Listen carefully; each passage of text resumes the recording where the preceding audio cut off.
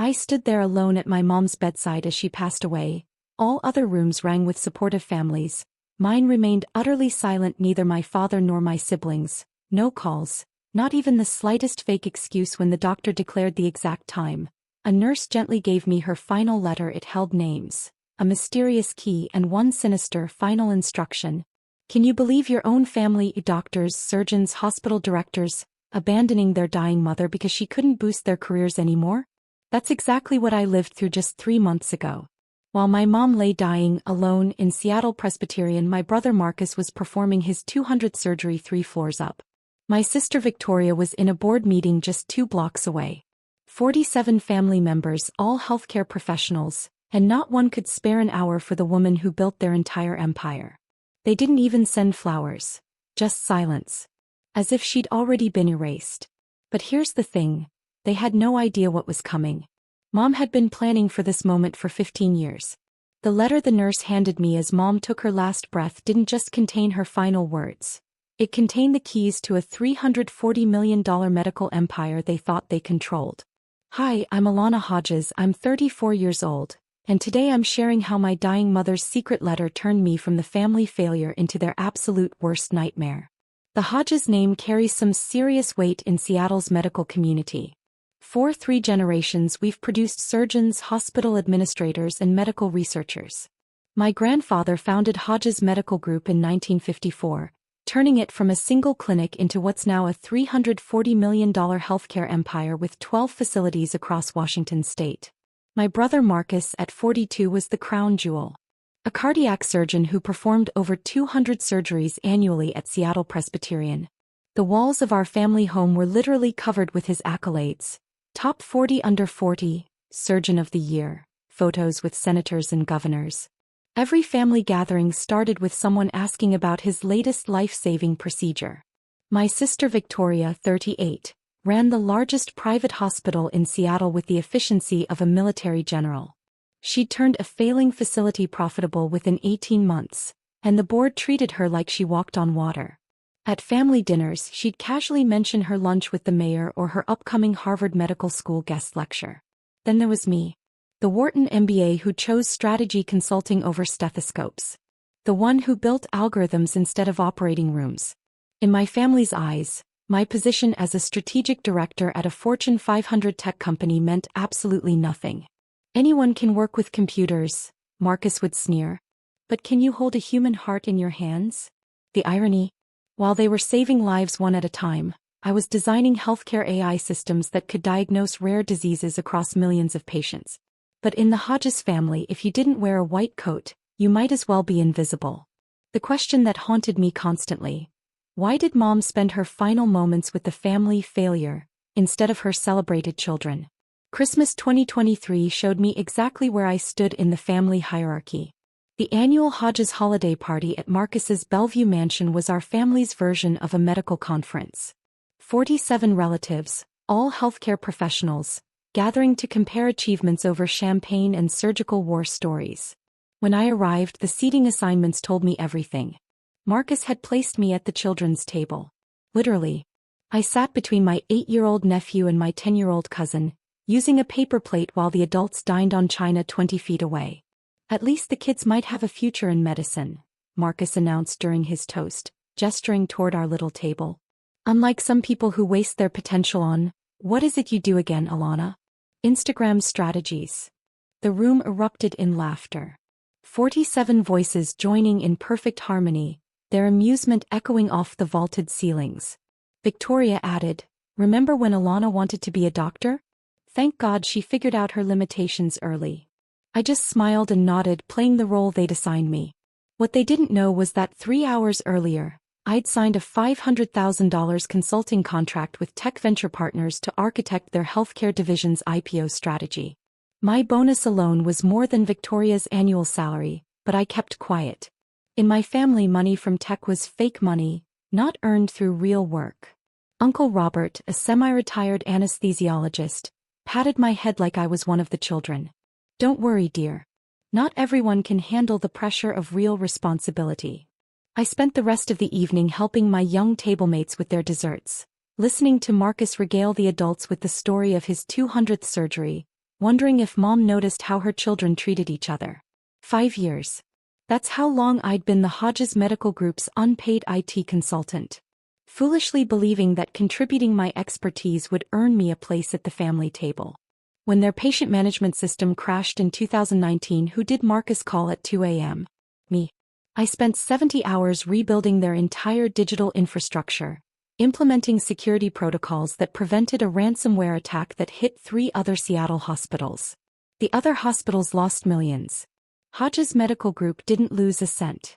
When Victoria needed to modernize her hospital's diagnostic systems, I designed an AI-assisted triage protocol that reduced wait times by 40% and increased diagnostic accuracy by 23%. The implementation saved 18 lives in its first month alone. Documented, measurable lives saved through technology one created. 2,000 hours of work over 5 years. 0 mentions in the annual reports. 0 acknowledgements at board meetings. When the Seattle Times praised Hodges Medical Group's innovative digital transformation, Victoria told the reporter, "We hired the best consultants money could buy." She'd never paid me $1. "It's family helping family," Marcus would say whenever I submitted an invoice. "You wouldn't charge your own blood, would you? Besides, consider it your contribution to real medicine." The equation was simple.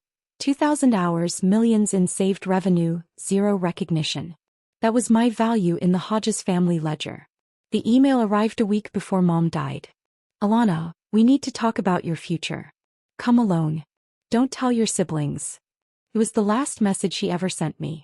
And even now, sitting in Morrison and Associates' waiting room 3 months later, I could feel my phone burning with its weight. Hodges Medical Group wasn't just a family business.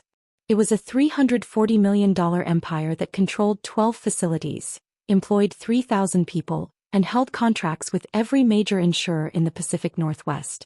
And Marcus was about to destroy it all. The merger documents with Cypharm International had been circulating quietly among board members. Marcus thought he was being discreet, but I'd seen the terms during one of my unpaid consulting sessions. They were offering $180 million for a 51% stake. Barely half of what the company was worth. The catch? Marcus would receive a $50 million facilitation fee, while our mother's vision of community-focused healthcare would be dissolved into a profit-maximizing machine. 70 years of legacy, built by my grandparents' calloused hands and my mother's brilliant mind, about to be sold for Marcus's golden parachute. The 2 free clinics Mom had personally funded would close within 6 months. The charity ward she'd insisted on maintaining would be converted to luxury suites. Everything Eleanor Hodges had built would be gutted for quarterly earnings. If I stayed silent, I'd lose more than money. I'd lose the last piece of my mother that remained in this world. Her belief that medicine should serve everyone, not just those who could afford it. But speaking up meant war. Marcus controlled the board through charm and intimidation. Victoria commanded loyalty through fear. They had 47 family members who'd choose their side without question. I had a laptop, a strategic mind, and whatever Mom had hidden in that safety deposit box at Chase Private Banking. The stakes were clear. $340 million, 3,000 jobs, Mom's legacy, and my last chance to prove I belonged in this family. Not as the overlooked tech sister but as a true Hodges heir. Mom's letter was written on her personal stationery. The expensive cream paper she'd used for important occasions. Her handwriting, usually so elegant, showed the tremor of her final days. "My dearest Alana, you're reading this because I'm gone, and you're probably sitting alone while your siblings divide what they think I've left behind. They see stethoscopes and surgical suites. I see strategy and systems. They saved hundreds. You'll save millions. For 15 years, I've watched you build empires in Silicon Valley while your siblings built their egos in operating rooms. Every rejected family dinner invitation, every dismissed achievement, every Christmas at the children's table. I saw it all. And I prepared. The key enclosed opens box 447 at Chase Private Banking's downtown branch. Inside you'll find documents that will change everything. The 5 names below are the only people you can trust. James Morrison, estate attorney David Campbell, Tech Venture Partners CEO Margaret Chin, Chase Private Wealth Advisor Dr. Samuel Roberts, Independent Board Member Patricia Williams, Securities and Exchange Commission. Your siblings don't know about the $12 million trust fund I established in 2009, Or the 35% of Hodges Medical Group I've held in your name through a blind trust? They've been making decisions thinking Marcus's 20% gave him control. They're wrong. Don't reveal this until the shareholders' meeting. Let them show their true colors publicly. When the moment comes, you'll know. Remember, they worship at the altar of traditional medicine. Make them kneel in their own church. All my love, Mom. The letter felt like she was speaking from beyond. Her strategic mind still 3 moves ahead. Even in death, Eleanor Hodges was playing chess while her children played checkers. Morrison and Associates occupied the entire 47th floor of the Columbia Center. Their conference room offered a panoramic view of Elliott Bay. At 9 a.m. sharp, I entered to find 47 family members already assembled, their voices creating a low hum of medical terminology and stock predictions. Marcus stood at the head of the table, every inch the commanding surgeon. You don't need to be here, Alana. Mom invited me. I held up her letter. Mom was heavily medicated, Victoria interjected from her seat at Marcus's right hand. Not exactly sound of mind. Morphine doesn't make you forget your children, I shot back. I took the only empty seat at the far end naturally. Marcus's jaw tightened. What could you possibly contribute to a discussion about medical assets? I'm here to listen. Then listen from outside, he said. This is for stakeholders only. I'm family. Family. Marcus laughed, sharp and cold. For 15 years, what have you contributed? What surgeries have you performed? What lives have you saved? What medical journals have published your research? The room fell silent. 47 pairs of eyes turned to watch my humiliation. This was Marcus's operating room, and he was about to perform a public excision. You're right, I said quietly. I haven't saved lives in operating rooms. Exactly. Victoria's smile could have frozen Seattle Bay. So why embarrass yourself? James Morrison cleared his throat from his position by the door. Perhaps we should begin. Mrs. Hodges was quite specific about all named parties being present. Marcus waved dismissively. Fine, let her watch her siblings inherit what she could never earn. Morrison's eyes met mine briefly and I caught something unexpected, anticipation. The next 30 minutes were a masterclass in coordinated humiliation. As Morrison began reviewing the estate's medical assets, the family formed a physical wall of rejection around me. Cousin Jennifer, the pediatric surgeon I'd helped get into Johns Hopkins with my recommendation letter, moved her chair to block my view of the presentation. Maybe you should check your emails, she whispered. This is pretty complex medical finance stuff. Uncle Robert, whose son I'd tutored through calculus, stood up and pointedly closed the blinds behind me. The glare must be bothering those of us doing important work, he announced, leaving me in shadow while the rest of the room remained bright. When Morrison mentioned the hospital's new wing, Victoria interrupted. That's the Marcus Hodges Cardiac Center, named after a real contributor to medicine. She looked directly at me. Some of us build legacies. Others just exist. 47 backs turned toward me in perfect synchronization, like a choreographed medical ballet. They formed an impenetrable wall of white coats and superiority, leaving me alone at my end of the table. The message was clear. You don't belong here. I pulled out my phone. Not to check emails but to record. The Securities and Exchange Commission would be very interested in some of this private family meeting. Morrison watched it all, making notes in his leather portfolio. When Marcus bragged about the international opportunity he'd secured, Morrison's pen moved faster. When Victoria mentioned restructuring redundancies, he underlined something twice. Before we continue, Morrison said suddenly, his voice cutting through the tension, I should note that Mrs. Eleanor Hodges included a supplemental document to be read after the primary estate division. Marcus froze mid-gesture. What supplemental document? His composure cracked like surgical gloves stretched too tight. He strode down the conference table toward me, each step echoing against the marble floor. Let's settle this privately, he said, pulling out his personal checkbook. $50,000 cash. Today. You leave now and never attend another family business meeting. The room held its breath. This was Marcus's signature move, buying problems away before they became complications. That's generous, I said, not reaching for the check he'd already started writing. More than generous, Victoria added, appearing at his shoulder. It's $50,000 more than you deserve. Take it and maintain some dignity. Or stay, Marcus continued, his voice rising, and get nothing. You're not in Mom's will as a beneficiary of any medical assets. Morrison can confirm that, can't you? Morrison nodded carefully. The medical assets are specifically designated, yes. See. Marcus tore off the check with a flourish. $50,000 or zero. Choose wisely, little sister. Cousin Jennifer laughed from her position in the wall of backs. That's probably more than she makes in a year doing, what is it? Social media. I stood up slowly, meeting Marcus's eyes. I'm staying. His face flushed red. The same color it turned during his legendary operating room tantrums. You stupid stubborn, Morrison interrupted, his voice cutting through Marcus's building rage. Perhaps we should discuss the supplemental documentation now. It concerns certain assets that aren't medical in nature. Victoria's eyes narrowed. What kind of assets? Morrison pulled out a sealed envelope marked with Chase Private Banking's logo. Assets that have been held in trust since 2009. Assets that technically already have a designated owner. Marcus's check fluttered to the table, forgotten. What the hell are you talking about? My phone buzzed with an incoming call, the screen lighting up with David Campbell, CEO, Tech Venture Partners. The timing wasn't coincidental. David had been one of the 5 names in Mom's letter. I need to take this, I said, answering on speaker. Hi, David. Alana. Perfect timing.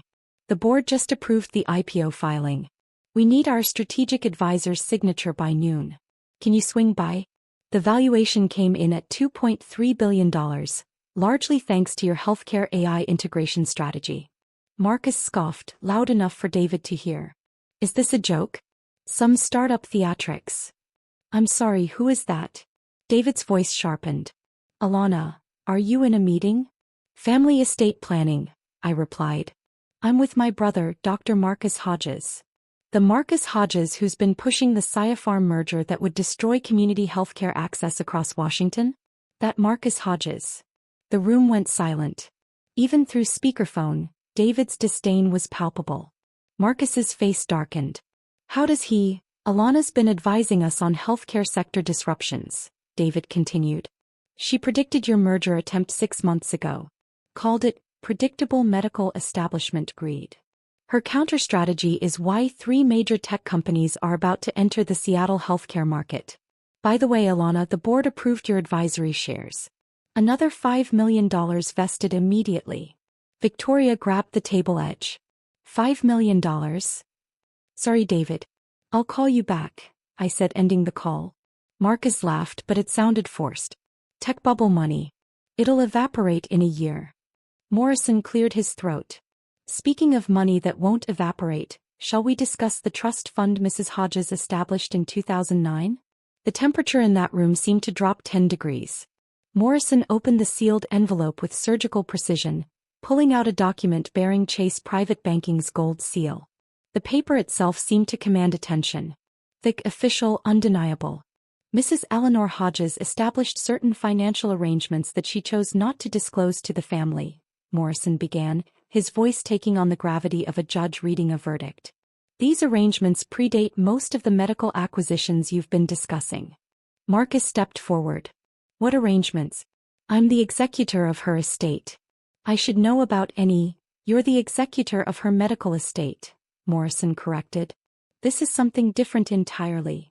Victoria pulled out her phone, frantically typing. I'm calling our lawyers. This sounds like completely legal and filed with the SEC in 2009, Morrison continued. Mrs. Hodges was quite thorough. She established a trust, transferred assets, and made certain preparations for today. What kind of preparations? Uncle Robert demanded from his position among the 47. Morrison looked directly at me. The kind that ensure the right person leads Hodges Medical Group into the future. Mrs. Hodges believed that medicine needed to evolve, that technology and healthcare would merge, and that someone with feet in both worlds would be essential. That's ridiculous. Marcus spat. I've been groomed for leadership since you were 12, Morrison finished. Yes, Mrs. Hodges mentioned that. She also mentioned that in 15 years of preparation, you never once asked about her vision for the future. You assumed you knew it. He pulled out another document. This will be fully revealed at the shareholders' meeting on March 15th, as per Mrs. Hodges's explicit instructions. The Fairmont Olympic Hotel, 2 p.m. I trust you'll all be there. Marcus's hands clenched into fists. What are you hiding? Nothing, Morrison replied calmly. I'm simply following Eleanor's timeline. March 15th arrived with Seattle's typical gray drizzle. But inside the Fairmont Olympic Hotel's grand ballroom, the atmosphere was electric. 300 attendees filled the space.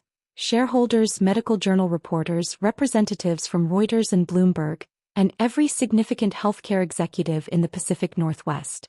Marcus had orchestrated this meeting as his coronation. Banners reading Hodges Medical Group, the future of healthcare, flanked a stage where he stood in his best Italian suit, a wireless mic clipped to his lapel like a medal of honor. Ladies and gentlemen, he began, his voice carrying the authority of countless surgical victories. The Hodges family has served Seattle's medical needs for 3 generations. My grandfather started with 1 clinic. My mother expanded to 12 facilities. And today, under my leadership, we stand ready for global expansion. The audience applauded. I sat in the back row, a manila folder in my lap, watching Marcus paint his vision of medical dynasty. The Hodges family, he continued, gesturing to Victoria beside him, consists of dedicated medical professionals. My sister, Victoria, who turned Cascade Private Hospital profitable. Myself, with over 2,000 successful cardiac surgeries. We embody medical excellence. He paused, his eyes finding me in the crowd. Of course, not everyone in the family followed our calling. Some chose easier paths, less meaningful pursuits. But we don't let one bad apple spoil the barrel of our medical heritage. Nervous laughter rippled through the crowd. The Bloomberg reporter was already typing on her phone. Which is why, Marcus announced, we're implementing new bylaws. Only medical professionals will hold voting shares in Hodges Medical Group going forward. We must preserve the purity of our mission. I stood up. 300 heads turned as I walked toward the stage, my heels clicking against the marble floor. Victoria took the microphone as I approached, her smile sharp enough to perform surgery. Before any interruptions, let me present our 5-year projection under the new structure. The presentation screen lit up with charts showing the systematic removal of non-medical shareholders, a category with only 1 member, me. The audience shifted uncomfortably, recognizing a public execution when they saw one. As you can see, Victoria continued, her laser pointer circling my name on the chart. Removing unqualified influences will streamline decision-making and ensure medical integrity. Some people think watching Grey's Anatomy makes them healthcare experts. The joke landed poorly. A few nervous chuckles died quickly when they saw my face remain calm.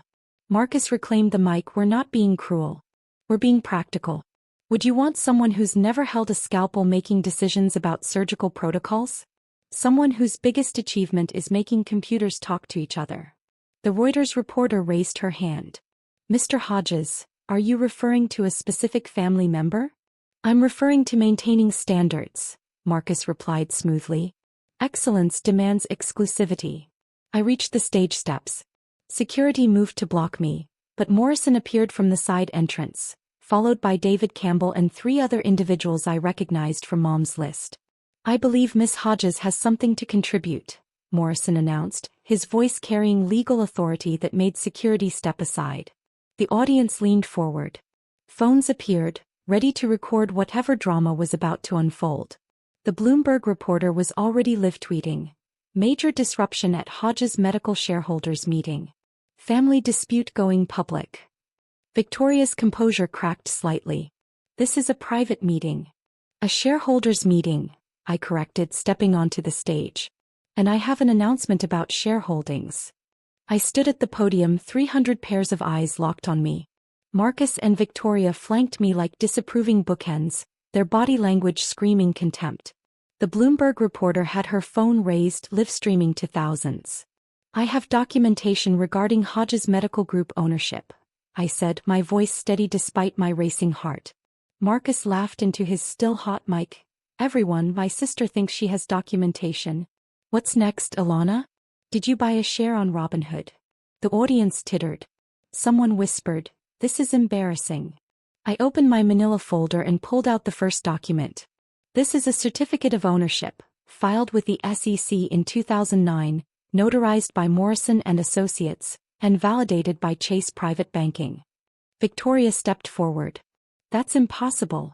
I've seen all ownership records. You've seen the public records, Morrison interrupted from his position by the stage. Mrs. Eleanor Hodges maintained private trusts that weren't required to be disclosed until activated. Activated? Marcus's confidence wavered. What do you mean, activated? I held up the certificate where everyone could see the gold seal, the official stamps, the undeniable legitimacy. As of today, I announced, my voice echoing through the stunned ballroom, I own 35% of Hodges Medical Group. Silence. Complete. Absolute silence. Then Marcus laughed. Forced. Desperate. That's impossible. Mom's shares were split between the children she told you about, I said. But Mom played a longer game. He transferred shares to a blind trust in my name when I was 19. The year I chose Stanford over medical school. The year you all wrote me off. David Campbell stepped forward. I can verify this. We've been working with Miss Hodges knowing she was the majority shareholder. It's why Tech Venture Partners chose her as our healthcare strategy advisor. The room exploded. Cameras flashed. Reporters shouted questions. The impossible had happened. This was the moment everything changed. If you want to see how Marcus reacts to losing control of his empire, hit that like button right now. What do you think will happen next? Drop your predictions in the comments and remember to share this with anyone who's ever been underestimated by their family. Morrison stepped onto the stage carrying a leather portfolio, his presence commanding immediate attention. Ladies and gentlemen, I'm James Morrison, estate attorney for Eleanor Hodges. I can confirm that Miss Alana Hodges is indeed the largest individual shareholder of Hodges Medical Group. He pulled out a stack of documents, each one bearing official seals. Trust Fund Number TMH 2009-8847, established at Chase Private Banking. Initial transfer of 15% ownership in 2009, with additional transfers in 2011, 2015 and 2019. Totaling 35% of all outstanding shares. The math was simple. And devastating. Marcus owned 20%. Victoria owned 12%. The remaining family members and institutional investors held 33%. I controlled the company. This is fraud. Marcus shouted, his surgical composure completely shattered. Mom would never. Your mother was quite specific, Morrison continued, projecting a document onto the screen. My daughter Alana sees the future while my other children cling to the past. Healthcare isn't just about surgery anymore. It's about systems, data, and accessibility. She understands this. They don't. Gasps rippled through the audience. The Reuters reporter was typing furiously. Breaking. Tech executive revealed as majority owner of $340 million medical group in dramatic family coup. Victoria grabbed the microphone. Even if this is real, she knows nothing about medicine. She can't. Can't what? I asked calmly. Can't stop you from selling our community hospitals to Pharm for a fraction of their value?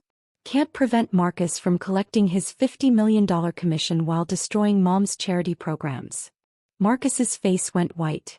How do you know about? Because unlike you, I actually read the board minutes, I stated. All of them, including the ones you thought were private. The audience was in chaos. This wasn't just a family dispute anymore. It was a corporate revolution playing out in real time. David Campbell commanded the stage with the confidence of someone who'd pitched to venture capitalists and won. Since we're discussing qualifications, let me share something about Alana Hodges that our family seems to have missed. He pulled up his phone, projecting an email onto the main screen. This is from our board of directors at Tech Venture Partners. Miss Hodges served as our strategic healthcare advisor for our $2.3 billion IPO, the largest healthcare technology offering in Pacific Northwest history. The email was clear. Alana Hodges' strategic vision increased our valuation by 40%. Her healthcare AI protocols are being adopted by 16 major hospital systems. Goldman Sachs called her the architect of modern healthcare integration. David continued, his voice cutting through the stunned silence. She turned down a $5 million bonus to be here today. Google, Apple, and Amazon have all tried to poach her with seven-figure packages. She refused them all to stay in Seattle, trying to save her family's company from the inside. That's tech money, not real, Marcus started. Real enough that her strategies saved 12 rural hospitals from closure last year, David interrupted. Her diagnostic algorithms have identified rare diseases in over 10,000 patients who would have died waiting for traditional diagnosis. How many lives have your surgeries saved, Dr. Hodges? 2,000? She saved 5 times that with code. The Bloomberg reporter was on her feet. Mr. Campbell, are you saying Miss Hodges has been running a shadow healthcare operation? I'm saying she's been building the future while her family was protecting the past, David replied. The only reason Hodges Medical Group hasn't been acquired by a tech giant already is because Alana convinced us to wait. She wanted to preserve her mother's legacy. Victoria sank into a chair, the reality finally hitting her. I pulled out Mom's final letter, my hands steady despite the emotion threatening to overwhelm me. Before we vote on anything, I think the shareholders should hear Eleanor Hodges's actual vision. The room fell silent. As I read, to the shareholders of Hodges Medical Group, if you're hearing this, then my daughter Alana has finally taken her rightful place. For 15 years I watched my medical children dismiss her because she chose circuits over surgery. They never understood that she wasn't abandoning medicine, she was evolving it. While Marcus performed his surgeries, Alana designed systems that could prevent the need for surgery altogether. While Victoria managed one hospital, Alana created platforms that could manage hundreds. They saved lives in operating rooms. She saved lives at scale. I transferred 35% ownership to Alana, not as favoritism but as strategy. Healthcare's future isn't in scalpels, it's in systems. It's not in individual brilliance, it's in accessible intelligence. Marcus and Victoria are excellent at what medicine was. Alana understands what medicine must become. The charity programs, the free clinics, the community outreach, these weren't tax write-offs. They were the soul of our mission. Any merger that threatens them betrays everything we built. Any leadership that prioritizes profit over patients has forgotten our purpose. Alana never sought your approval because she didn't need it. She had mine. And now she has the power to ensure Hodges Medical Group serves the future, not just the past. Trust her vision. I did. Eleanor Hodges. When I finished reading, several board members were wiping their eyes. The Reuters reporter had stopped typing, just staring. Even Marcus stood frozen, Mom's words hanging in the air like a verdict. Motion to cancel the Farm merger, I said quietly. All in favor? Motion to terminate the Farm merger agreement, I repeated, my voice carrying across the silent ballroom. As majority shareholder, I call for an immediate vote. Marcus found his voice. You can't just. According to corporate bylaws, any shareholder with more than 30% can call an emergency vote, Morrison interjected. Ms. Hodges owns 35%. The board members exchanged glances. Dr. Samuel Roberts, the independent director Mom had named in her letter, stood first. I second the motion. The Farm deal undervalues our assets by 47%. I've been saying this for months, but Marcus wouldn't listen. All in favor? I asked. Hands rose slowly at first, then in a wave. My 35%. Roberts's 8%. 3 institutional investors holding 15% combined. Even some family members freed from Marcus's influence raised their hands. Motion carries with 58% approval, Morrison announced. The Farm merger is terminated. Marcus's face cycled through red to purple. That's $50 million in commission that you were taking while selling out Mom's legacy, I finished. The SEC filing you signed has a clawback provision. Any terminated merger means you personally owe the company $3 million in already spent preparatory costs. Victoria gasped. Marcus, you said there was no risk. There wasn't, he sputtered. Until I exercised my legal rights as majority shareholder. I pulled up another document on my phone. Speaking of which, motion to remove Marcus Hodges as CEO for breach of fiduciary duty. The Farm negotiations violated 3 board resolutions about maintaining charitable operations. The vote was faster this time. 62% in favor. Motion carries, Morrison announced. Dr. Marcus Hodges is removed as CEO, effective immediately. The Bloomberg Reporter's headline was already live. Family coup. Tech overthrows medical dynasty in boardroom bloodbath. The boardroom erupted as the reality sank in. Marcus stood frozen at the podium, his carefully constructed world crumbling in real time. The board members were already reorganizing, gravitating toward the new power structure. Dr. Roberts took the microphone. We need interim leadership immediately. I nominate Alana Hodges as strategic board chair. Seconded, called Margaret Chin from Chase Private Banking. We've monitored Alana's strategic decisions for 15 years. She's ready. She's not even a doctor. Victoria protested weakly. Neither was Steve Jobs, but he revolutionized healthcare technology, Roberts replied. The position of strategic board chair doesn't require medical credentials. It requires vision. Motion to vote. The result was overwhelming. 71% in favor. Even some family members who'd ignored me for years raised their hands, suddenly seeing which way the wind was blowing. Additionally, I said, taking control of the meeting, Victoria will maintain her operational role at Cascade Private Hospital, but she'll report to the board, not to the CEO. Any objections? Victoria looked like she wanted to object but saw the futility. No, she whispered. As for the new CEO position, I continued, we'll conduct a national search, but I can tell you now, it won't be someone who values profit over patience or connections over competence. The Reuters reporter raised her hand. Miss Hodges, what's your immediate priority? Implementing the Eleanor Hodges Community Care Initiative, I stated. A $30 million investment in free clinics and AI-assisted diagnostics for underserved communities. It's what my mother wanted and it's what Seattle needs.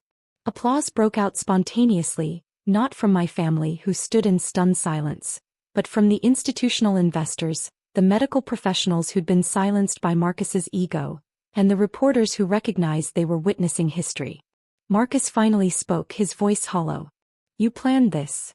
After the meeting dissolved into chaos, reporters rushing to file stories, board members making calls, family members huddling in shocked clusters, Marcus cornered me in the marble hallway outside the ballroom. You planned this, he repeated, his surgeon's hands clenched into fists. This whole thing was calculated. I didn't plan anything, I replied calmly. Mom did. I just executed her vision. Victoria joined us, her designer heels clicking on the marble. How long have you known about the shares? Since the day she died. But you two have been dismissing me for 15 years. Why would that change if you knew I had power? We're family, Marcus said as if that word still held weight. You could have told us. Like you told me about the Farm deal? Like you included me in board meetings? Like you acknowledged my contributions to the company's digital infrastructure. I pulled out my phone showing them a folder of emails. 500 emails over 5 years begging to be included, to contribute, to help. You responded to exactly 0. Victoria's face crumbled slightly. We thought you were happy in tech. I am. But I also wanted to be part of our family's legacy. You made it clear that only medical degrees counted, so I built my own legacy. And Mom saw it even if you didn't. Marcus tried one last manipulation. The family will never accept you as... The family just voted me in with 71% approval. I cut him off. They accept success, Marcus. They always have. You taught me that. I turned to leave, then paused. Your things will be packed and sent to your home. Don't come to the executive floor. Security has already been notified. Their silence followed me down the hall. Within 48 hours, the story exploded across financial and medical media. Forbes ran a feature, $50 million mistake. How arrogance cost a CEO everything. The article detailed how dismissing a sister's expertise led to Marcus losing not just the CEO position, but also 3 other board positions. As news of his failed merger spread, the stock market responded immediately. Hodges Medical Group shares jumped 18% in 2 days, adding $61 million in market value. CNBC called it the most dramatic family business takeover since the Murdochs, featuring a split screen of Marcus's dismissive quotes from the meeting against my calm revelation of majority ownership. Bloomberg's in-depth analysis was brutal.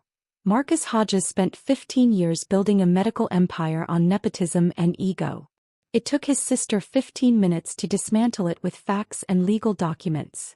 5 acquisition offers landed on my desk within a week, all from major healthcare technology companies sensing opportunity. The highest came from Amazon Healthcare, $520 million for the entire operation. I rejected them all with a simple statement: Hodges Medical Group is not for sale. We're just getting started. The medical community's response was mixed but telling. The American Medical Association stayed diplomatically silent, but the Healthcare Innovation Council invited me to keynote their annual conference. Young doctors and medical students flooded my LinkedIn with messages, excited about a future where technology and medicine truly merged. Marcus, meanwhile, faced a different media storm. The state medical board announced an investigation into his merger negotiations, specifically whether he'd prioritized personal gain over patient welfare. 3 malpractice suits that had been quietly settled suddenly resurfaced, their plaintiffs emboldened by his fall from power. The numbers told the story. In 2 weeks, Marcus went from 5 board positions to 0. From a $50 million windfall to a $3 million debt. My phone became a museum of family hypocrisy. Within 72 hours of the meeting, all 47 family members who'd ignored me for 15 years suddenly remembered my existence. Cousin Jennifer, who'd blocked my view at the estate meeting, texted, "Always knew you were special. Let's grab coffee and discuss opportunities at the pediatric center." I screenshot it next to her message from 2 years ago. "Stop bothering me with your computer stuff." Uncle Robert sent a formal email proposing a strategic family partnership, and mentioning he'd always recognized potential in me. This from the man who'd literally turned his back on me 3 months earlier. I forwarded it to my assistant with one word: decline. The most pathetic attempt came from Marcus's wife, Patricia, who'd never spoken to me directly in 20 years. She called crying about their mortgage, their kids' private school tuition, how Marcus was suffering. I reminded her of the Christmas dinner where she'd loudly asked if I could even afford to contribute to the family gift exchange. Only 2 cousins reached out with genuine congratulations. Sarah, a nurse who'd always been kind despite family pressure, and Michael, a medical student who'd secretly asked me for career advice. They were the only family members I responded to. I created a folder labeled Family Revisionist History, and filed every message. My lawyer suggested keeping them for potential future legal issues, but I had a different purpose. They were reminders of why boundaries exist. The mass blocking took 5 minutes. 45 family members gone from my phone, email, and social media. Sarah and Michael remained. My real family, David Campbell, my team at work, the mentors who'd actually supported me, they were the ones celebrating with me. "Amazing how 35% ownership improves people's memory," I told Morrison. He just smiled. The professional dominoes fell fast and hard.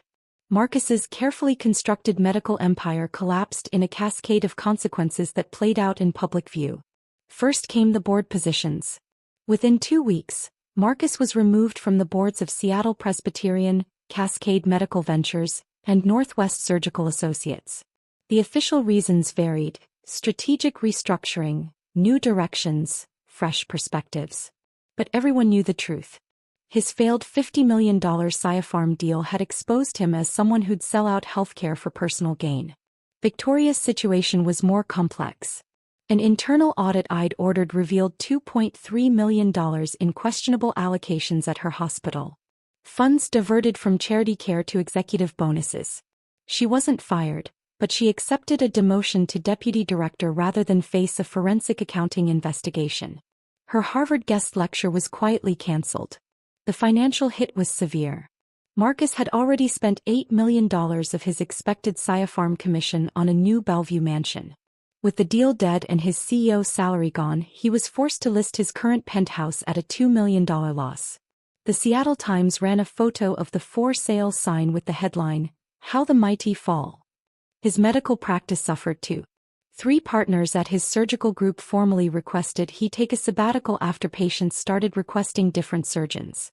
"I don't want someone who'd sell out healthcare operating on my heart," one patient told the media.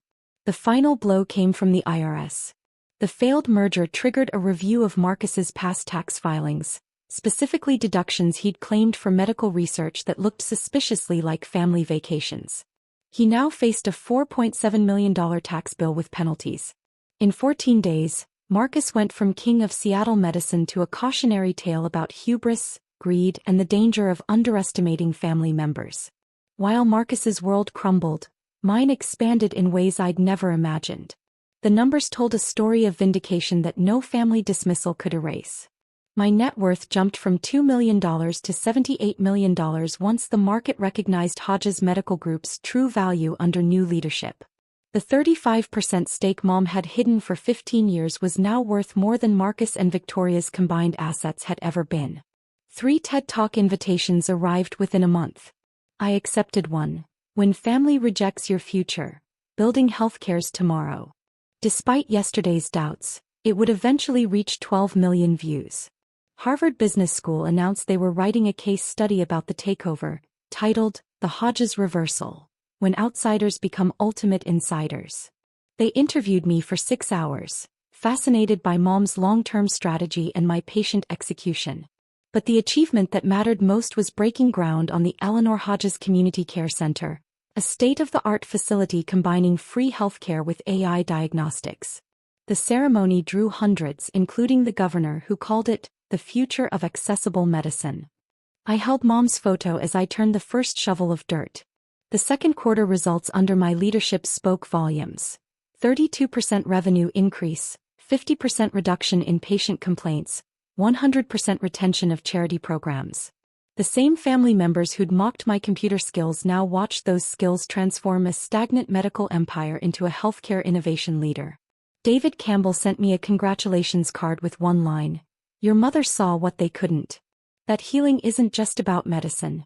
It's about systems that make medicine accessible to all. I framed it next to my MBA My Tech Awards and a photo of Mom. The wall that once felt empty with achievements my family didn't value now told the complete story. 6 months after the takeover, Marcus requested a meeting through his lawyer. I agreed, but on my terms. Morrison's office, lawyers present, recorded for legal protection and limited to 30 minutes. Marcus arrived looking diminished. His designer suit replaced with off-the-rack, his surgeon swagger reduced to careful steps. He sat across the conference table like a defendant, not the brother who once ruled our family. I need to return to the company, he began. Not as CEO, just as a surgeon. I have skills. You have skills, I agreed. But Hodges Medical Group doesn't need them. Seattle has many hospitals. Apply there. They won't hire me. You know that. I know that's a consequence of your choices, not mine. Victoria, who joined virtually, tried emotional manipulation. We're family, Alana. Doesn't that mean anything? It means everything, I replied. Which is why your treatment of me for 15 years has established exactly what our relationship is. You taught me that family is conditional on medical degrees and traditional success. I'm simply applying your rules. We were wrong, Marcus started. Yes, you were. And being wrong has consequences. I slid a document across the table. These are the terms for any future interaction. Professional communication only through assistants or lawyers. No family events where business might be discussed. No requests for recommendations, interventions, or special treatment. No attempts to leverage our biological relationship for professional gain. This is cruel, Victoria whispered. This is boundaries, I corrected. Something I should have established years ago. You're not entitled to my success just because we share DNA. You made that clear when you felt I had nothing to offer. The rule hasn't changed just because the positions have. Morrison ended the meeting exactly at 30 minutes. Marcus left without another word. The second quarter under my strategic leadership proved that competence trumps credentials. Hodges Medical Group posted its best financial results in its 70-year history. Revenue up 32%, patient satisfaction at 94%, and operational costs down 18% through AI-driven efficiency improvements. The Eleanor Hodges Community Care Center treated its first 1,000 patients for free, with our diagnostic AI catching 17 cases of rare diseases that traditional screening had missed. Local news called it revolutionary healthcare democracy. I called it Mom's vision finally realized. Marcus formally requested reinstatement twice more. both times rejected by the board without my input needed. His reputation in Seattle medical circles was toxic. The surgeon who tried to sell out community healthcare for personal gain.